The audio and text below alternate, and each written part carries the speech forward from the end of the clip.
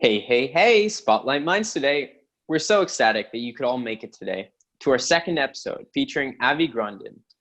We hope you enjoy your stay as you desperately try to fill your interaction quota for today. Remember to bring all your friends, and we at Illuminare hope you have a valuable experience today and have a fun time while you're at it. Anyway, on Samuel. Great. So for anyone who's not familiar with us and missed out on day one of Spotlight Minds, we are Illuminare. So we are a student-run company made out of 19 brilliant students participating in the Junior Achievement Company program.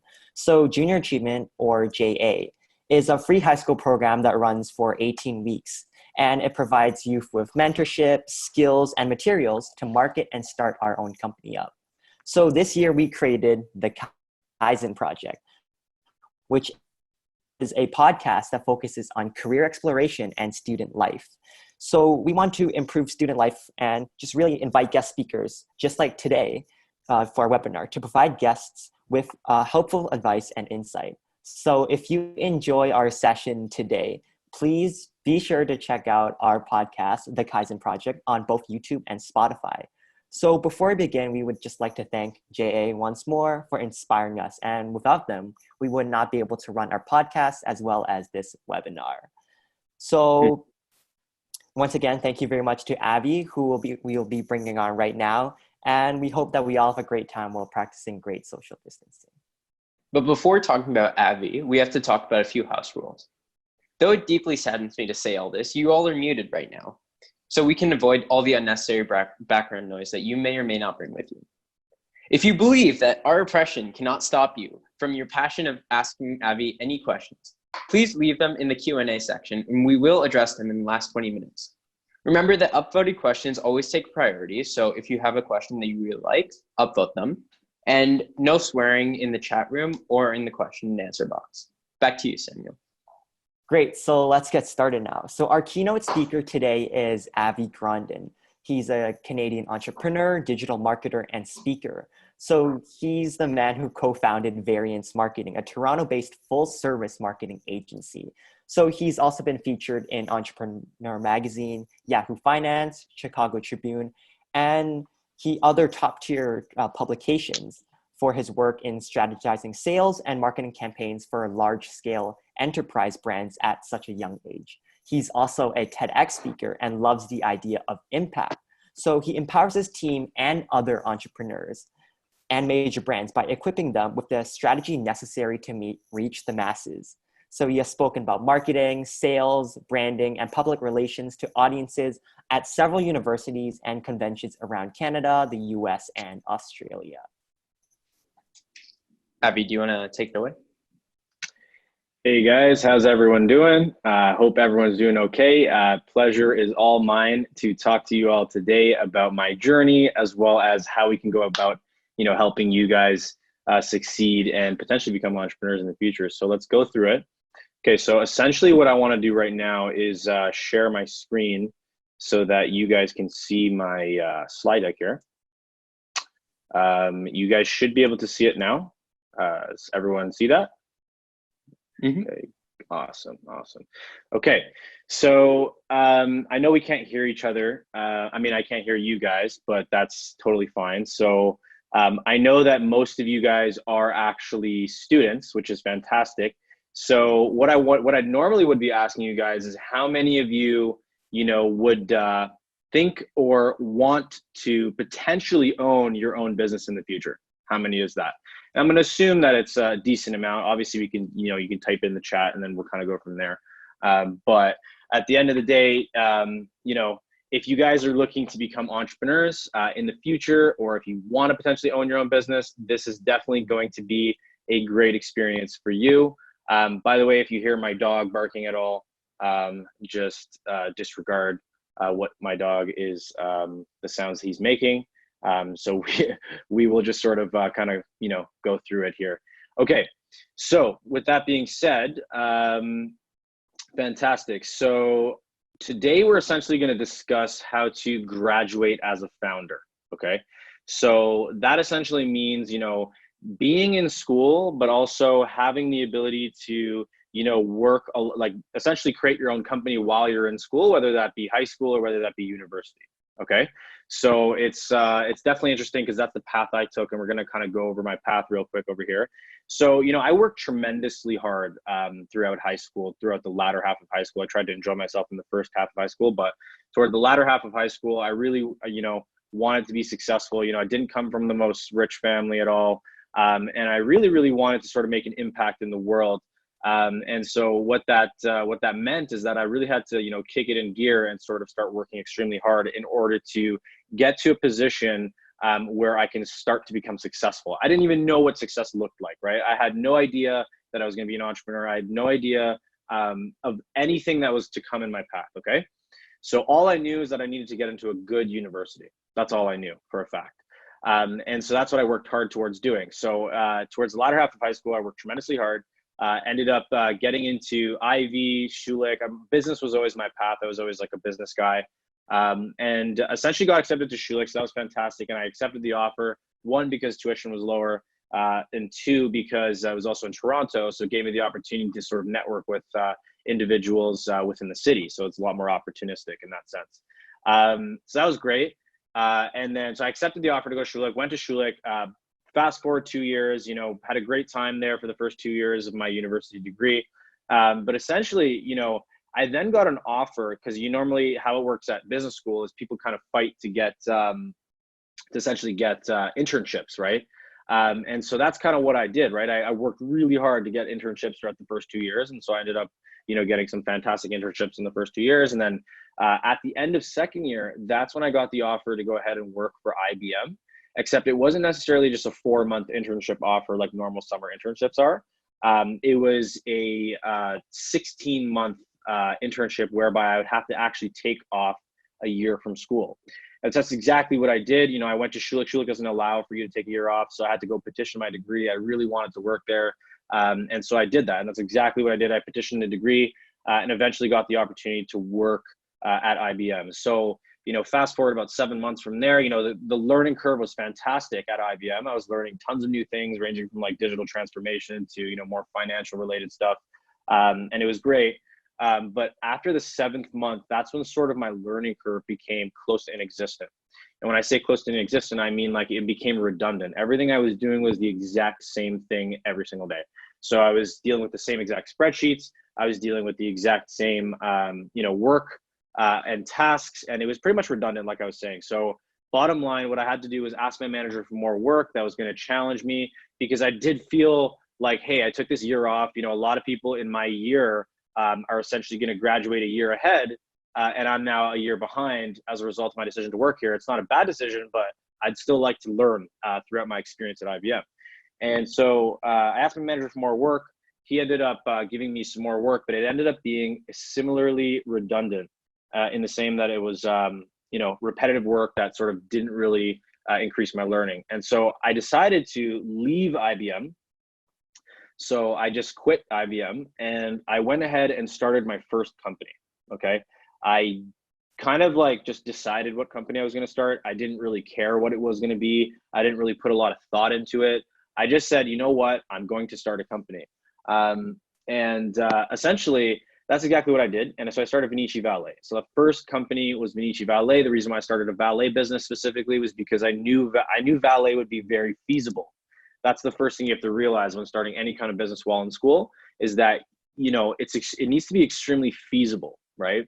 If it's not easy for you to do and you don't know how to do it in and out, it might be a challenge. And I'm not saying you need to know everything. Obviously, you're going to learn along the way. But you definitely need to know, sort of operationally how it's going to work, and you need to have confidence that your business is going to thrive. Okay. So I started Vinici Valet, and that was interesting. So I ran that for like about 6 to 7 months later. So we ended up, really scaling the business, operating at a pretty good rate. I ended up scaling it to about 35 drivers. And then long story short, one of the days passed by where there was a client of mine, okay, and now we were doing valet parking. So valet parking is essentially we'll park the cars of the guests at specific venues, hotels, or any kind of golf course or any kind of location of the sort. And yeah, so basically we went ahead and we were doing the valet parking. And so bottom line, one of the clients that I was working with, they operated a trade show. So trade show is like an event where people come together and they put up little booths and they talk about business and they sort of transact in that way at an event, live event. And so one of my clients was actually this trade show, this monthly trade show. They would throw a new event every month. And so she actually reached out to us, our valet team, and said, hey, can you guys manage my Instagram? And that was honestly the weirdest request I've ever received in my life. I've never managed anyone's Instagram, nor did I know sort of what that entailed. And so it was interesting because I ended up, accepting her request because I was up for the challenge, and that sort of sparked like a little light bulb in my head that, hey, not every business needs valet. It's pretty much only events like weddings, corporate events and stuff like that, plus like restaurants, hospitality, like hotels and whatnot, golf courses. Like it's very limited in terms of the amount of clients you can get, right? So I realized that marketing applies to pretty much 100% of businesses. So it's not like it's not like limited in that sense, right? So I decided to say yes to her. And then right when we took her on as a client to manage her Instagram, I started learning a lot about marketing in the process. And also in the process of building Vinici Valet, I had to learn a lot about marketing as well in order to get, clients for the valet parking company. And so it was interesting because now, right when I got that initial client, we basically opened Variance Marketing out of the exact same office as Vinici Valet at the time as a result of this new client. So we needed to build a new brand. And so we utilized it to build a new brand. And so we were operating two companies. And this is the summer before I'm about to go back to school, because I took that year off to go back to school in September, the following September. And so what was interesting is that, we ended up growing Variance Marketing to a certain extent. And it wasn't like as big as it is now, but it definitely was, we had a lot of projects under the belt that we were working with some pretty cool brands at the time. And I basically was faced with this decision upon returning back to school. And that decision was simple. It was basically, I can't just go back to school full time and operate two companies full time. There's a lot that goes into, running a company, right? So I had to decide which company was I going to get rid of. That was the decision I had to make. And so I decided to get rid of Vinici Valet for a few reasons. One, there's high liability, meaning that, anyone can essentially crash a car at any moment, and then that would set us back from our insurance and whatnot. Two, maybe 10 years down the line, there's going to be, self-parking cars, for example, right? And so that might limit the ability to actually get clients down the line. So it's like, wow, I'm going to build this business for 10 years and then eventually have self-parking cars completely disrupt my entire business. So I was going through the motions of thinking about a lot of these things and basically realized that, Variance Marketing is the type of business where I can work anywhere in the world. So I can work out of a coffee shop in Italy. I can work I can work anywhere, literally anywhere. That's why COVID is not necessarily the biggest effect on our business, because all of our teammates are working from home. But yeah, it was essentially the decision I made to basically, get rid of Vinici Valet. So we ended up selling that company and then operating Variance Marketing full-time while I went back to school. And so this specific speech, there's a little bit of a glare. I'm just going to hold on one second. I'm just going to change that glare. Just bear with me, guys. Sorry. All right. Okay. Sorry, guys. Okay, so that should be a lot better. Anyways, so what I was saying was that I ended up making the decision to, get rid of Vinici Valet. So I ended up selling the company. And so that was interesting. That was a whole experience on its own. But we'll kind of leave that for another date.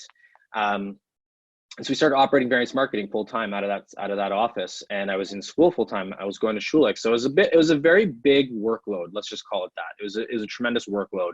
And so today we're going to kind of talk about how I manage that, but also we're going to talk about how you guys, whether you're in high school, whether you're in university, doesn't really matter. When you're a student, you can definitely become an entrepreneur, and if anything, it's smarter because you're setting yourself up for success for when you graduate. And then now your path's a little bit more clear. So let's talk about it. Okay, so this was essentially, Vinici Valet.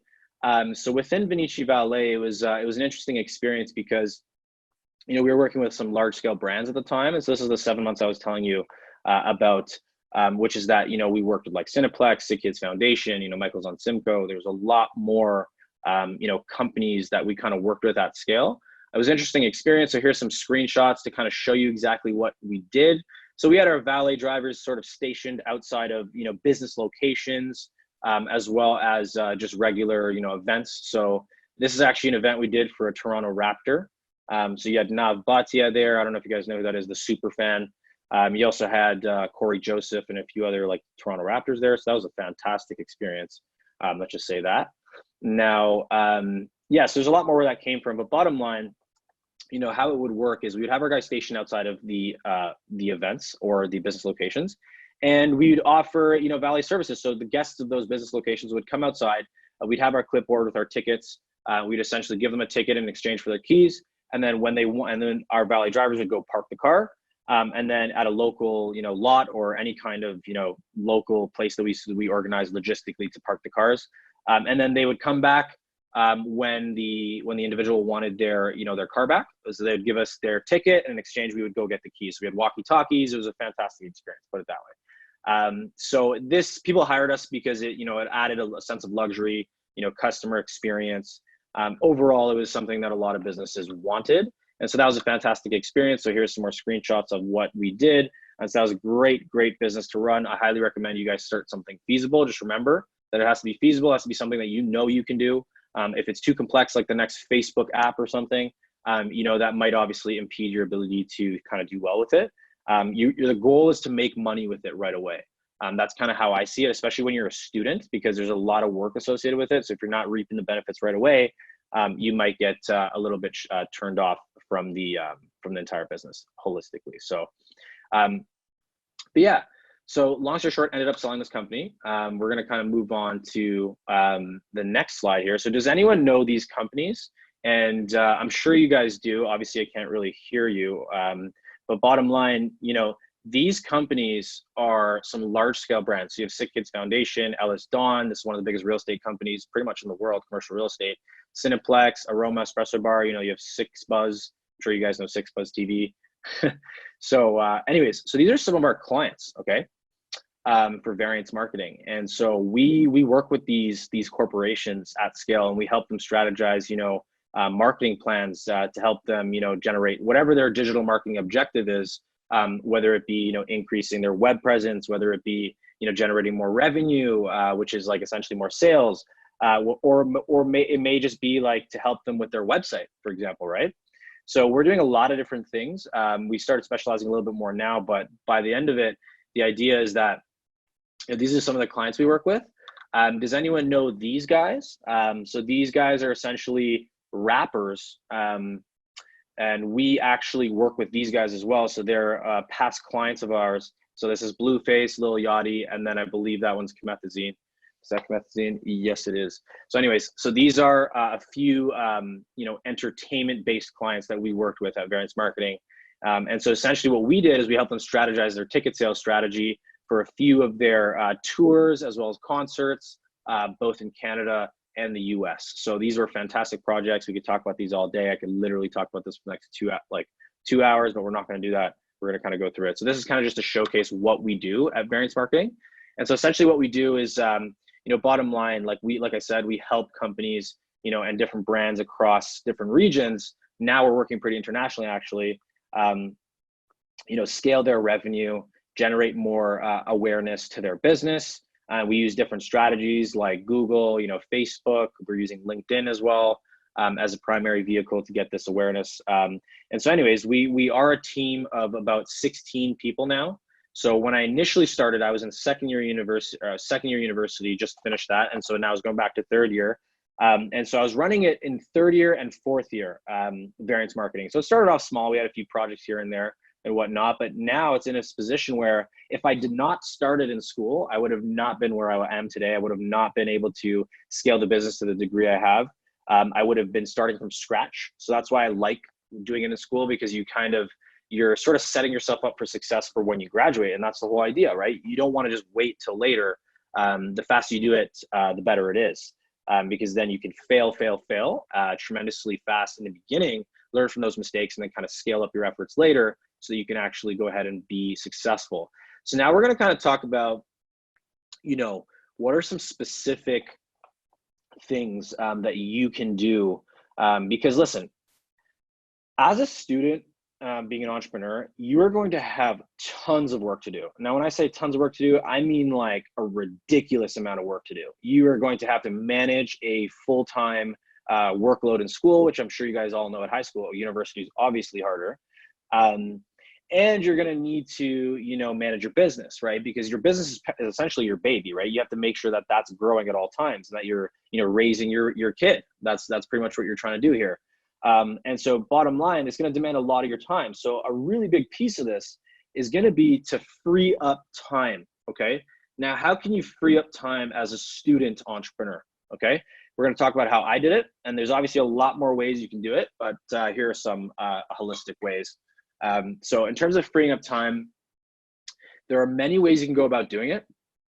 So on the left-hand side, you're going to see a few platforms here. So these are logos. Okay. So these logos, I suggest everyone take a screenshot of these in the future if you are thinking of starting a business potentially, because these logos are pretty much a way for you to hire individuals, okay, whether they be in Canada, whether they be in in the United States, or whether they be in, for example, Philippines, Bangladesh, India, or some other place across the world. And so one thing I'll tell you is that that's the approach we took initially with Variance. I was able to take on a lot more projects and also manage school pretty much while working full time on my business, because I had a lot of freelancers. Okay. So I had individuals that were working with us. And so see these freelancers on the right hand side.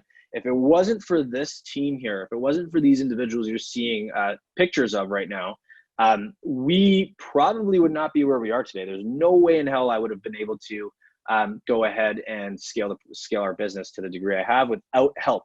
Okay, so you need to delegate tasks. Okay, now it might be hard to figure out what tasks to delegate, but think about it this way: if you are, designing websites for people, then you're going to want a, Photoshop designer, and then you're also going to want a, web developer, right? Both of which you can find in the Philippines, or you can find in Bangladesh, for example, where, the labor is extremely cheaper. So you're actually saving a lot of money doing so as well. And then you're able to actually deliver to the client. And this can go beyond just, marketing services. This can happen. Let's say you're starting in a bookkeeping business where you're, helping people with their numbers, right? You can easily find people to help who have skills like these in all parts of the world. And so the whole point of this is that it's also a win-win for everyone, because they also love it because they're getting US dollars, which is then going to, help them sort of live a better life, right? Because at the end of the day, the currency conversion translates into something where they're actually happy, right? So it's a win-win for everyone. I made really good relationships with these individuals you see here. We actually still work together in some way, shape, or form. And so the point that I'm trying to drive home here is that you need to save time when you're running a business while in school. That can be any business, it could be a dog walking business, it could be anything. And so the point is that you're going to need help. And so you can delegate to these individuals, and you can use these platforms. There's one called onlinejobs.ph, there's one called freelancer.com, there's one called upwork.com. These are the places that you can find these individuals. And then you post a job on there, and you can basically go ahead and hire them, no problem. And then go ahead and try them out, on a trial basis, and then kind of move from there. One thing I'll tell you as well is that this is not the only way to free up time. You also can free up time by essentially using softwares to manage people, right? So I'll give you an example of one that we had at Venetian Ballet. So at Venetian Ballet, we had a software called Time Station. Okay, now this is interesting because we never actually had to be at the valet location. So I was actually only at the biggest events. When we worked with Sick Kids, Cineplex, all those other ones, that's when I would go there to those events and work with the valet drivers as well. But, when it came to day to day, like when we had like daily contracts with some like condo boards, hotels and whatnot, where we're expected to be there every single day, I was never there. And how is that possible? How is that possible that I was not there and I was in school during like class and whatnot, yet managing individuals who were like working full time? How is that possible, right?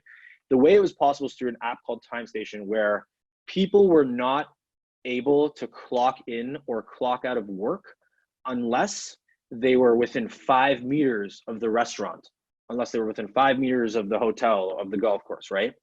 So there's no way, and like and we would know when they're late, we would know when, they're on site and they're actually working, and we would know directly from their mobile device, right? So it's a mobile app that they would, download.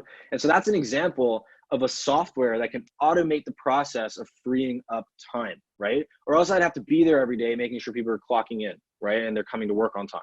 Instead, I had a mobile app that did that for me based on their geolocation, right? So it's all about looking into the different like softwares available that can naturally help you guys, get to a position where you're saving more time. Think about it like that, save more time. That's all it is. Because the whole key here with saving time is so that you're not working in the business, okay? You're working on the business, okay? If you're working in the business, you are not going to scale your company, no matter if you're in school, no matter if you're outside of school, okay? You need to be working on your company, not in it. And so what I mean by that is having a high level bird's eye view of your company, knowing exactly what pieces are missing, and then sort of plugging and playing those pieces and finding solutions to kind of get those figured out, okay? Now, another thing that's extremely important here is being able to focus your time, okay, on revenue generating activities, okay? As the business owner, like I'm saying, when you have to work on the business, not in the business, a lot of the work you need to do is bring in money, okay? So that could be, and like, we're not saying raise capital. You don't need to raise capital. And I'm not telling you to go ahead and start the next Facebook app, because obviously it's not feasible to do that. It's a little bit more complex. You need capital up front, right? So you need money to be invested up front. So we don't want to start anything like that. We want to start something that's easy, and we'll talk about that later. But bottom line, you need to, as the business owner and the person running it while in school, the only thing you should be focusing your time on, or at least I would say like 80% of the focus you should have, is generating more sales, generating more revenue. That way you can pay your team. That way you can buy more softwares. That way you can build a website that looks nice. That way you can, do all the things that you thought you wanted to do within your business that will help you grow, right? And so it's very important that you understand that there are a lot of different revenue generating activities. So we'll talk about those right now real quick. So you can send off cold emails. So let's just say you're a valet parking company, just like I was right at the time. You can send cold emails, 100 cold emails a day at, let's say, hotels and restaurants, saying, hey, I'd love to do your valet. Whatever you're currently paying, I'll charge you 10% less, right?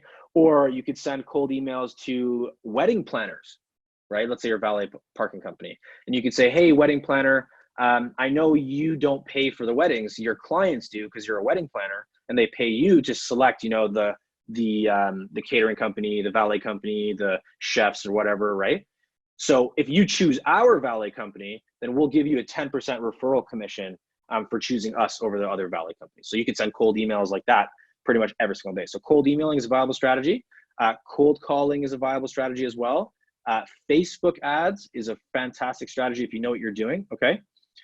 You also can do Google ads. You can also reach out to people on LinkedIn, same concept. It's just about figuring out what exact messaging you're gonna say, and then exactly who you're looking at targeting. Most of the time, you're gonna work with business owners. If you have a B2B business, which stands for business to business, if you have a B2C business, which is business to consumer, you're not selling to companies, you're selling to different individuals. So I recommend like Facebook ads and whatnot, for example, because it's just more, you can target more people at scale. So anyways, if you can bring in sales, basically like every other part of the business is going to be taken care of. If you have the individual, like think about it like this. I always like to give sales the same analogy every single time. Think about it like this. We're in a tribe, right? This is like, we're in a tribe thousands of years ago, prehistoric tribe, right? We're all sort of in this community in the forest, right? Where we're in this tribe, right? This jungle tribe. And, you have the individuals who are building shelters, right? You have the people who are working on building shelters. You have people who are starting the fires, right? You have people that are, singing along in different songs and whatnot, entertaining other people. And then you also have the gatherers, people gathering berries and whatnot. But then you have the hunters, who are the individuals who take their spear, they go out, they hunt the animals so that the rest of the village can eat, okay? Think about it like that. That's what you need to be as a business owner, especially while in school. You need to be able to naturally, go ahead and essentially, sorry, I just got a call. I had to decline the call just now. But yeah, bottom line is you need to be able to bring in the sales so that you can grow the rest of the business, okay? So that's all about revenue generating activities. So let's move on now. Now, another very, very important distinction here is that a lot of people think that you need to be a guru first in order to start a business. What that means is you need to work at a company for over 25 years or 10 years, learn the operations in and out, and then start your company. That's not true at all. I'm going to tell you something right now. I knew nothing about valet when I started Benici Valet. I knew very little. I'm not going to say I knew nothing relative to what I know now. I knew very little about marketing when I started Variance Marketing. Like I said, we just got asked to manage an Instagram account. And that's when I started looking into it a lot more holistically. And so you don't need to know too much when you start your business. I would just say dive right in, build the parachute on the way down when jumping off the cliff. Okay, think about it like that. Now, you shouldn't wait as well. Like, you have to understand something. Like, when you start a business, the only way to actually thrive is through failing. Okay, so the whole goal of starting a business is to fail as early as possible. And if you fail as early as possible, you're going to be successful as fast as possible. Okay, so if you fail when you're young while you're in school, it's not the biggest deal because you're in school, right? You're still, you still have to fall back on it, right? If you start your business in your 20s and you fail, and then it's absolutely not working, there's no way your business is going to thrive, you're still going to be in your 20s, you still can go get a job, no problem, right? So that's why I tell people that it's very, very important for them to start businesses early on, okay? And one thing I'll tell you is, you think about it like an analogy where, you are a plant growing from its roots in the soil, right? So you're going up through the soil, right? And then you stumble across a rock, right?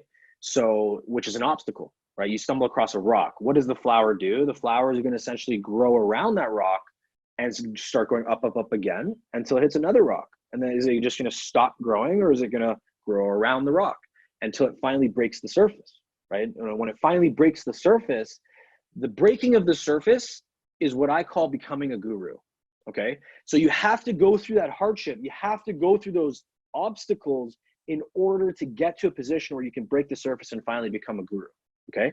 So don't think about it in the opposite way. You're not starting a business after becoming a guru. There's no such thing. You need to fail in order to learn from your mistakes to become a guru later on. Another thing is, don't wait till you have a spouse, mortgage, and kids. Don't wait till you're like 30, 35 to start your business.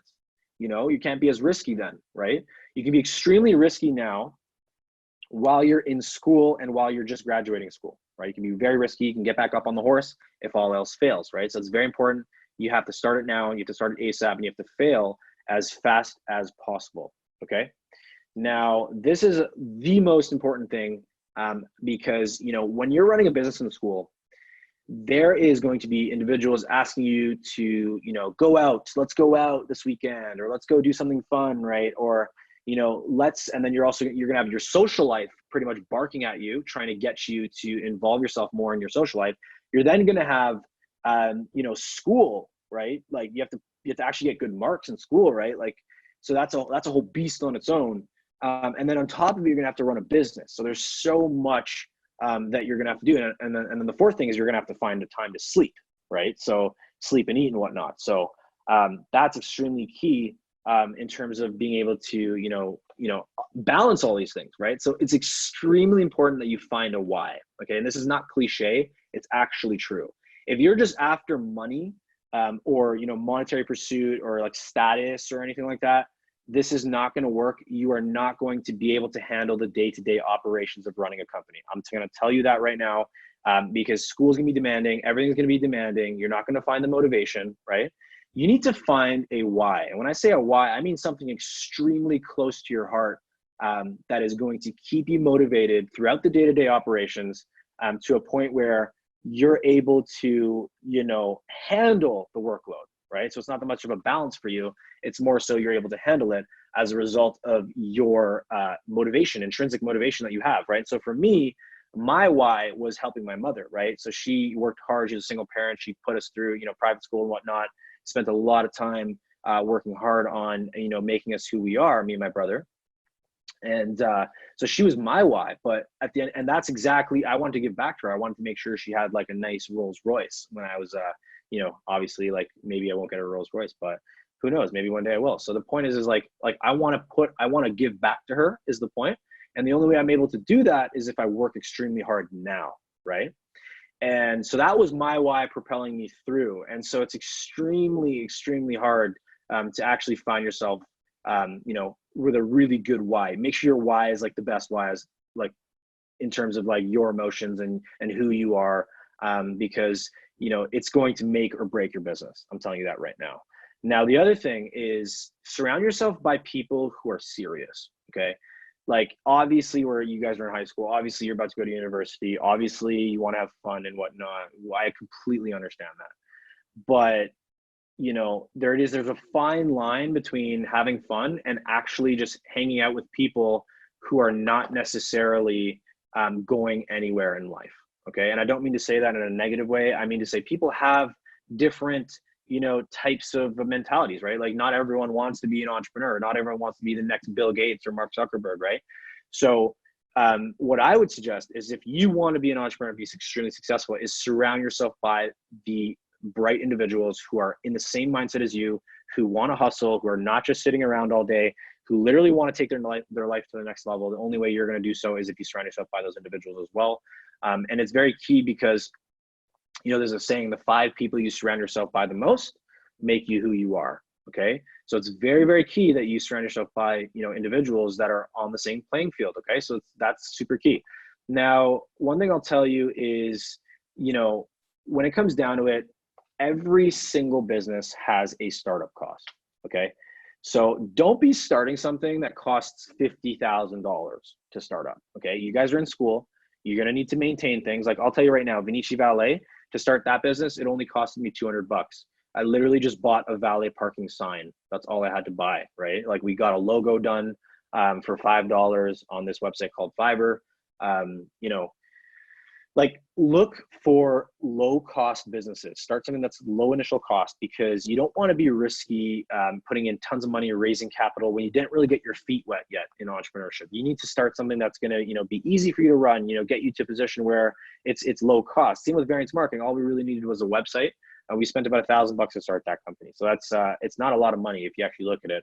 And so when it comes down to it, it's really key to just start something feasible. And this drives back to the point that I was saying before about don't start like, obviously I don't want to discourage you to start like a mobile application or the next big invention, right? There's 2 types of companies. Okay.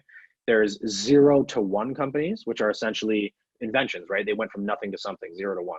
And then there's companies that already exist. Okay. Such as a marketing agency, such as a valet parking company, right? These companies already exist. I did not reinvent the wheel. I did not do anything new. All I did was start a company that I knew I can successfully manage and bring to a point where I can scale it up. That's all. And I suggest you guys start that, like do that first before starting something that's extremely innovative. I'm not trying to discourage you from being innovative. Definitely do that. But I'm saying it's always nice to get your feet wet and learn the operations and how to actually run a business, how to hire people, how to do accounting, how to do your marketing, how to get clients, how to get customers, how to brand yourself. Like, so many different things involved, right? So it's better to learn that with something less risky than, for example, something that's extremely risky, like a mobile application or something that's the next big thing, right? Okay. Now, this is another thing that's really close to me as well. When you're, and this is something that I'm seeing every single day, like, nowadays, even like we have a full office with about 16 people in it, but it's something right now where I'm noticing that, as an entrepreneur, you are not going to be in this position where you have a manager or an instructor or a teacher or anyone sort of helping you sort of, sculpting your knowledge. Let's keep it that way. When you're an employee, you have a manager that's telling you exactly what tasks to do. He's sort of molding you in the direction of your role, right? So you're learning a lot at work. A lot of times work will pay for training courses as well. So what I'm trying to tell you is bottom line, if you're going to be an entrepreneur, you need to stay ahead of the curve, stay ahead of your competition.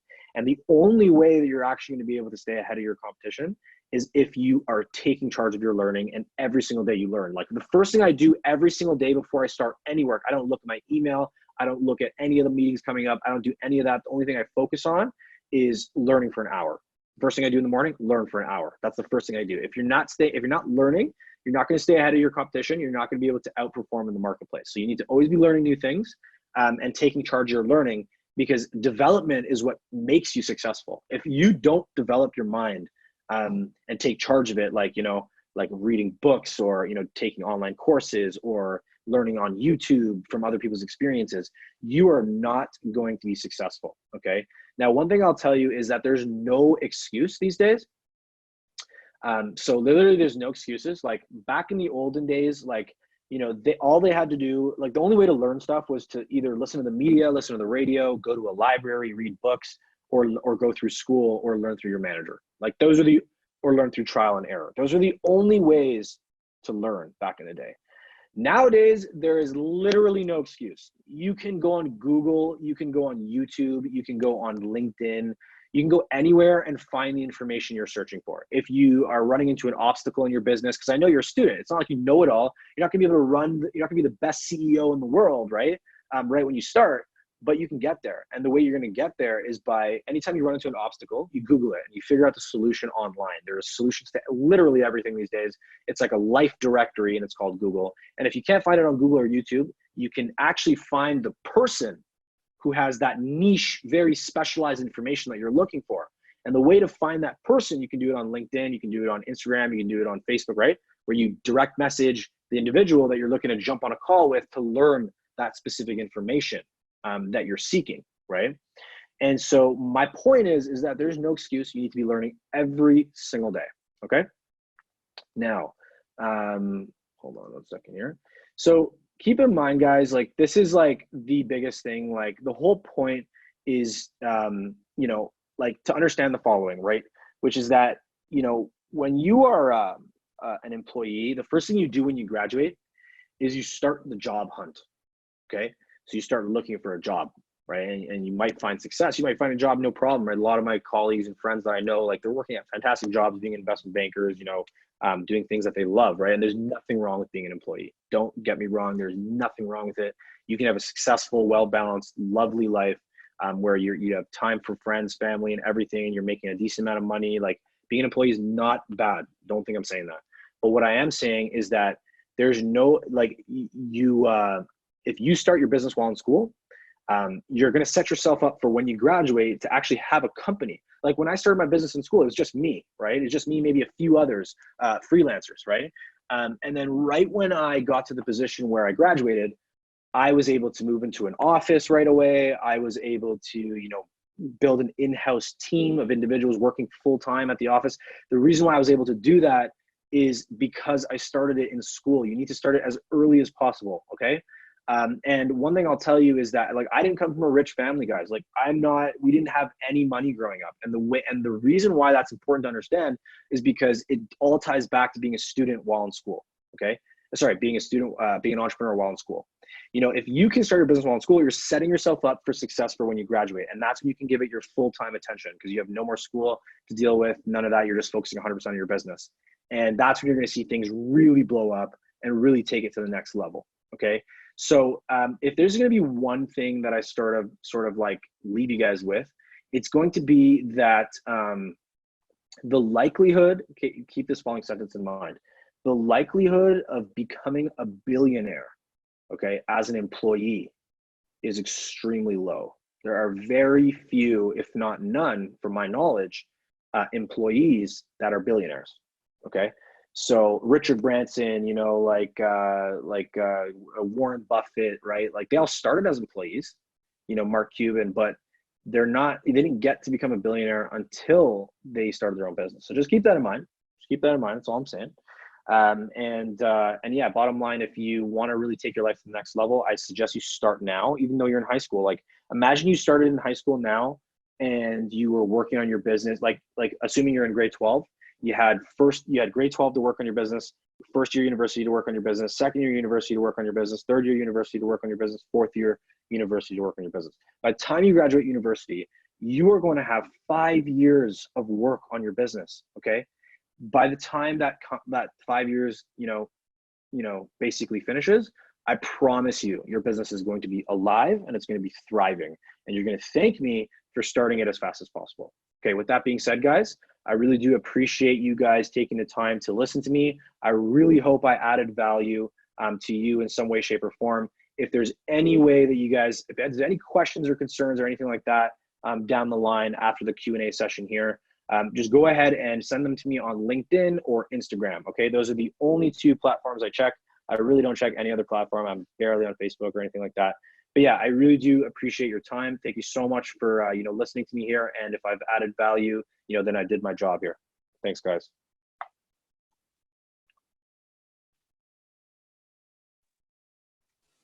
Wow, that was so inspirational and educational. Like, I'm just blown away. For all of you listening at home, try your best to clap along because Avi truly deserves it. But I think, so two things that I really picked up from Avi's speech were two quotes. So you're not working in your business, you're working on your business. If you're working in your business, you aren't going to scale. So that one really stuck to me. And second, dive right in, build your parachute while you're jumping off a cliff. Mm-hmm. So I think these two quotes by Avi really stuck to me. But yeah, thank you very much for inspiring all of us. Throughout the keynote, our attendees have left some questions for you. And quite a few, actually. Yeah, we'd briefly like you to go over and answer them. So Vishnu, do you want to take us through the first question? Mm-hmm. So the first question is, how did you approach companies for variance marketing when you first started?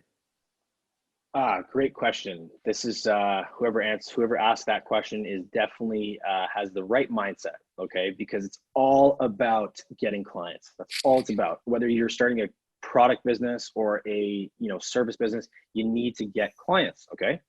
Because like I said, you need to fuel the operations and grow the team and whatever, get more websites, etc.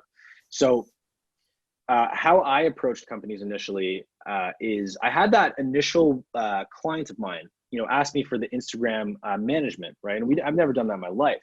So It was interesting because I took on that project. And then what I did is I used that project as a way to go ahead and pitch other companies who are similar to that one company and basically say, hey, go ahead and, look at what I did for this company. If you guys want this, I'm willing to do the first month free of charge. Okay.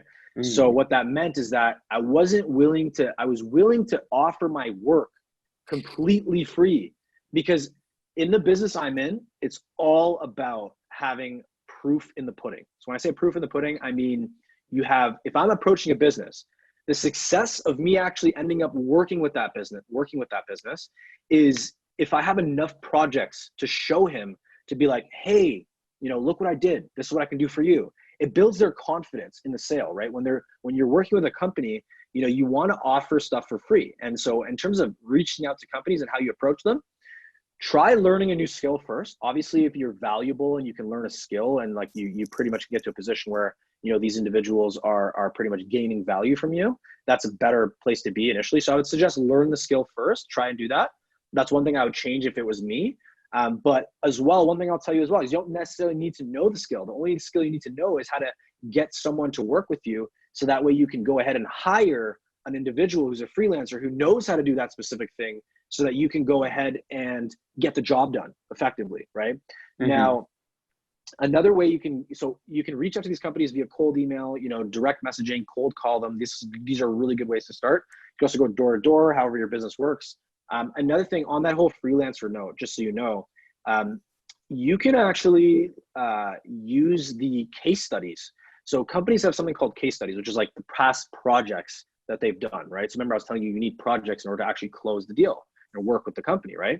So a very good strategy, and I've never done this, but looking back, I probably would have done this, is, when you have freelancers working for you, you can actually use their past projects, okay, as if they're your own. Because think about it, they're on your team anyways. So those are the past projects that they've done. So those are that's the past work that you can actually go ahead and present to a potential customer or a potential company, saying, hey, look at the work we've done in the past.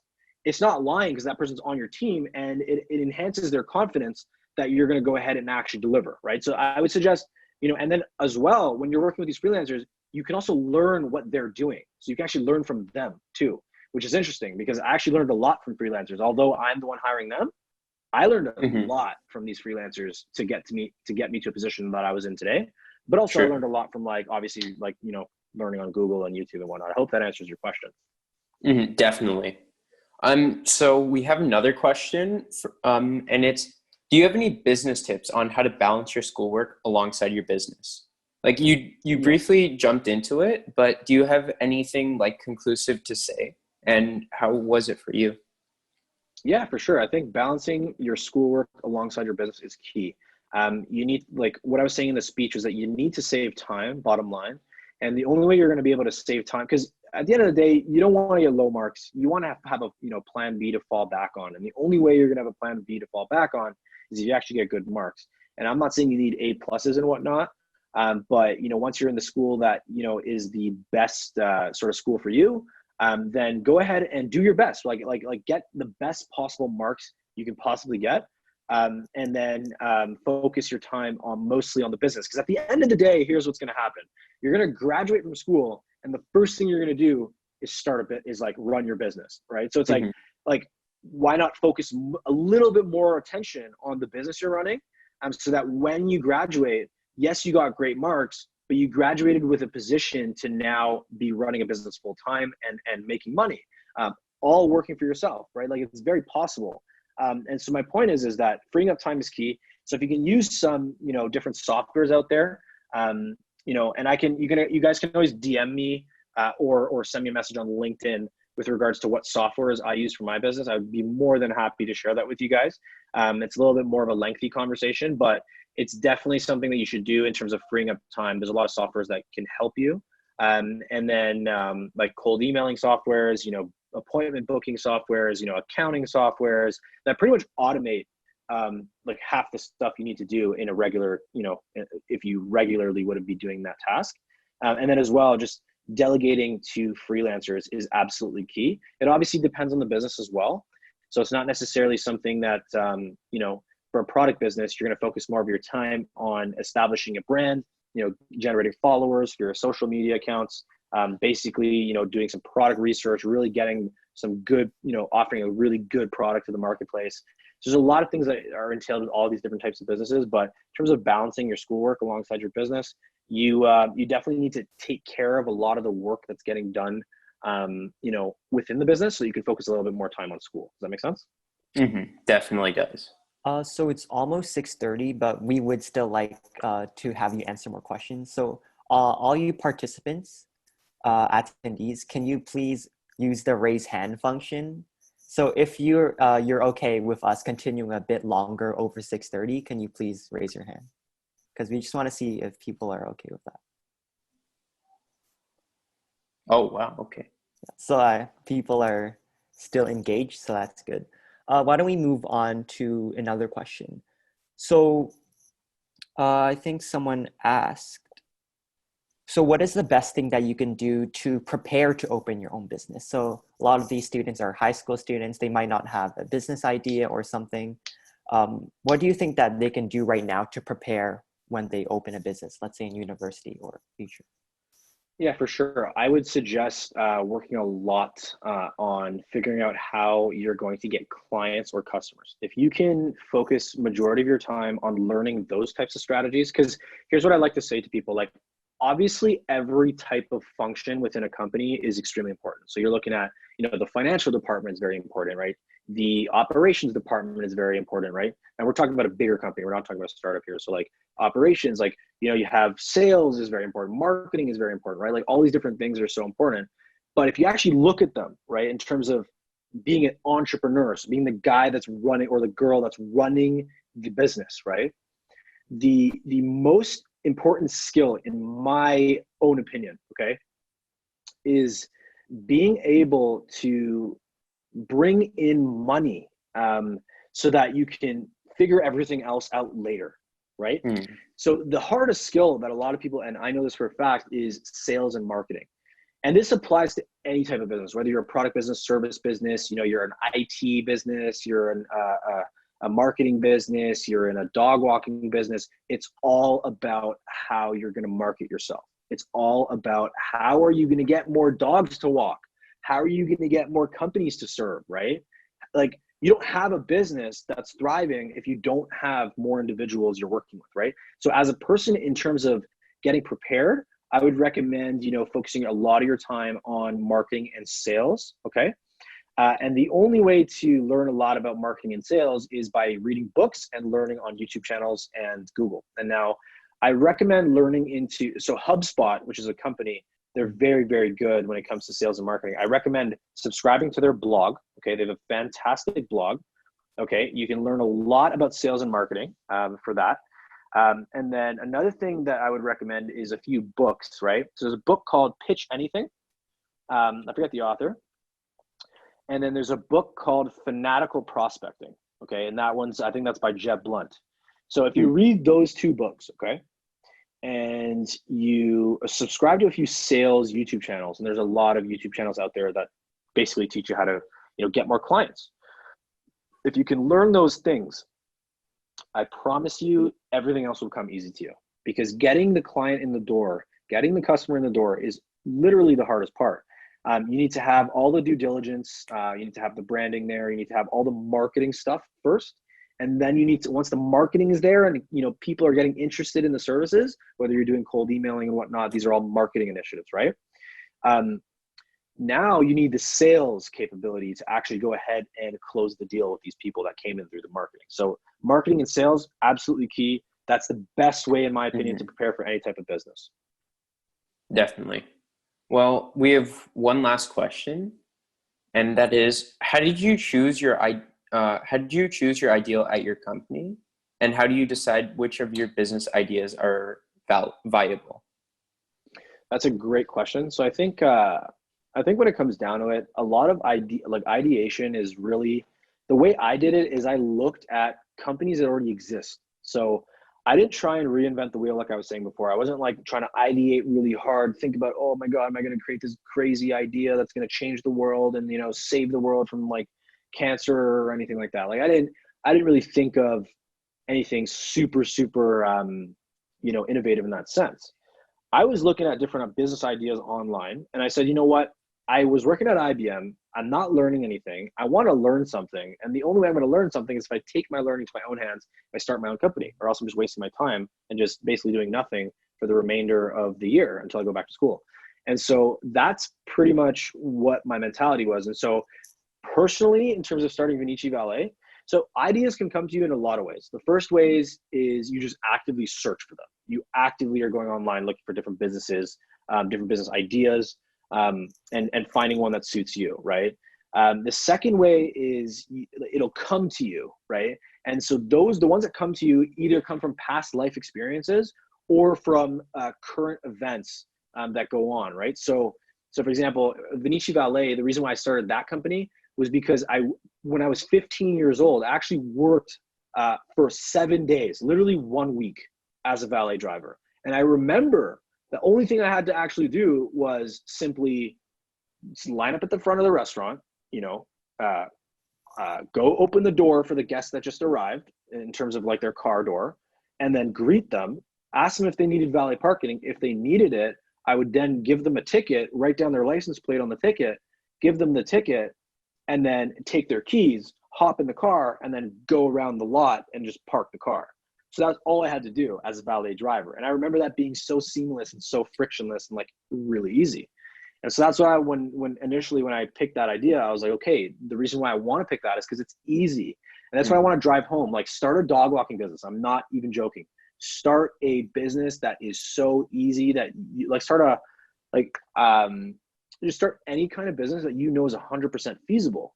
Because if it's not feasible, then you're going to have a lot of hardship. You're a young person, at the end of the day, and it's not going to be easy for you to running a business. It's hard. So the best, and here's one thing I want to drive home as well. Elon Musk is a great example. He started 4 businesses before he started PayPal. Okay, keep that in mind. 4 businesses before he started PayPal. Then he moved on to PayPal. Then he went on to Tesla, SolarCity, all these different things. Okay, so my point is you're starting a business in school. No one is telling you that you need to run that business for the next 35 years. No one is saying that. You're running a bit, obviously it's ideal. Think about a business like a marathon. Like it's not a sprint, it's a marathon. You're running it long-term. And if it's a good fit for you, it'll last a while. But my point is that think of businesses as stepping stones, right? Like, yeah, I started Vinicci Valet and then I moved on to a marketing company. And then who knows what's going to come next after a marketing company? Maybe I'll start a software company. And then after a software company, maybe I'll start a spaceship company. Who knows, right? And so my point is that, it doesn't really matter what you choose. Just focus on choosing something that's really easy. Like as long as it's really easy and it's within your skill set, So if you're a very technical person, it might make sense to start something that's highly technical, like maybe like mathematics tutoring or something like that, right? Or if it's if you're a person that's really good communicator, it might make sense to start something that's, more salesy type business where you need to get in front of people, maybe a cold calling company where you cold call on behalf of other people, right? Who knows, right? So my point is just pick something that's in your skill set, or even if it's not in your skill set, just pick something that's so easy that and you're 100% confident you can run it. So I think there's just one last thing that we want to touch on. So 2 days ago in our first webinar, day 1 of Spotlight Minds, so our panels really encourage these students to maximize the use of LinkedIn to build a bigger network. So right now you put your LinkedIn up. So a lot of students probably have added you at this point and will add you. So when they reach out to you, what tips would you give them to build a stronger connection with you or other people? I would say, look, at the end of the day, social media, whether you're a company, whether you are a personal brand, it really doesn't matter. Social media is done the same for every type of account, whether you're 6buzz TV or whether you're some, really awesome, like corporate brand, right? It doesn't matter. The way to go about, advancing your personal brand and making sure that your LinkedIn is great, your Instagram is great, your overall, community is great, and the value you bring to the world is great, is simply by adding value. Like the way 6buzz TV, for example, adds value is by, posting a lot of really good news really fast. So like sometimes it's really funny posts, of course, but like a lot of times it'll be like really important news that's actually like important to know, right? And so that's valuable, right? And also the funny thing is valuable too. It's just about, and then that's why it attracts that type of crowd. And so in my personal example, I would say, like for myself on LinkedIn, like I have, I think, about 24,000 followers on LinkedIn. The way I got that was by adding value. So like the things I used to do in the early days of opening my LinkedIn account was actually I would give away things like free slide decks, right? So I would make a nice slide deck, and then I would be like, comment your email below and I'll go ahead and I will send you a slide deck. I'll send you this exact slide deck. And I had a little video of me running through all the slides, kind of just going through it. And people were actually commenting, and people were putting their email, and it turns out one of the posts actually got 1 million views, and it got 16,000 emails on it, because the LinkedIn algorithm is very viral in nature, right? So if one person comments on something, their whole network is now going to see that specific post that they just commented on, right? So if you can drive engagement, on your posts by like asking for the engagement, by saying comment your email below if you want this, for example, like literally ask for the engagement. That's one way to drive more awareness and build it. The other way is like add more value. Like the whole point of me asking them to comment their email was to give them a really valuable slide deck that had like 60 slides on it. That was actually a fantastic deck that anyone could use in like, for school, for business, for pitching, for anything, right? And so that's why I got a lot of, and obviously do it on the right platform. Like I'm not going to offer a slide deck on Instagram, for example, right? Because Instagram is more of like a lifestyle type social media platform, whereas LinkedIn is more of a businessy, professional type thing, right? So I'm not going to give away a slide deck on Instagram. I'd rather do it on LinkedIn. It's just going to get more opt-in, right? And so my point is be as valuable as you can. I'm not saying you always have to give away things, but be informative, post content people actually like, but also be yourself. Like don't try and be someone you're not. Like if you love business, post about business. If you love like making skits and being funny, post about that. If you love like adding value to the world and getting people to gain value from you, then do that, right? Like, but in terms of like LinkedIn, I would suggest focusing a lot of your time on LinkedIn as well. It's a gold mine. You can invest a lot of time into getting more, making a nice paragraph in terms of your summary, adding all your work experience, making sure you have a lot of certifications on your profile. Make sure you're also getting what are those things called? Endorsements. So there's a thing on LinkedIn called endorsements. If you can get as many of those as possible, it's great, because now LinkedIn will push you up in the search engine for when people search for specific things. So getting endorsements is great. Getting recommendations on LinkedIn is great. So if you have some buddies, you can even recommend each other. The whole point is build up the profile. That's all that matters, right? And post content that's actually important to you and you believe it will drive value to other people. Don't just post random things. Like at the end of the day, valuable content is what performs. It's what allows people to share it. It's what pushes people to share it. And it gains more traction that way. And yeah, so that's pretty much what I would tell you is in terms of building your personal brand, just focus on adding value to other individuals in a way that is sort of candid to you, and then and yeah, just focusing on building up the profiles, just content. Wow. Well, that was very informative, and sadly, we went quite a bit over time. So I'd like to bring this all to a close by saying that this can be the end of episode 2. Thank you to everyone who came out and joined us today. We hope that you learned a lot from Avi, because I sure did, mostly about youth entrepreneurship and how to balance your life. And thank you to Avi for coming out to join us today and speaking to over 40 students. If you'd like to contact Avi, he's already told you his LinkedIn and his Instagram. But remember to include a message that you're a guest from Spotlight Minds, so he just knows who you are. Great. So if you're looking for more opportunities such as today, we'll be hosting a series of webinars or live podcasts. It's called Spotlight Pathways, where we're inviting university students studying medicine, engineering, computer science, and business to answer any questions that you may have. So we'll have students from similar programs from different schools, so such as Ivy Business School versus Queen's Commerce, or Waterloo Computer Science versus U of T Computer Science. So that just helps grade 12s who apply to these schools kind of decide between which program to go to. So we'll be updating more information about Spotlight Pathways on our Instagram. So watch out for this amazing opportunity. Just remember, lastly, to check out our podcast, The Kaizen Project, on YouTube and Spotify. And we want to thank everyone again for coming today. So stay tuned, stay safe, and we hope to see you all again soon. See ya. Bye, guys.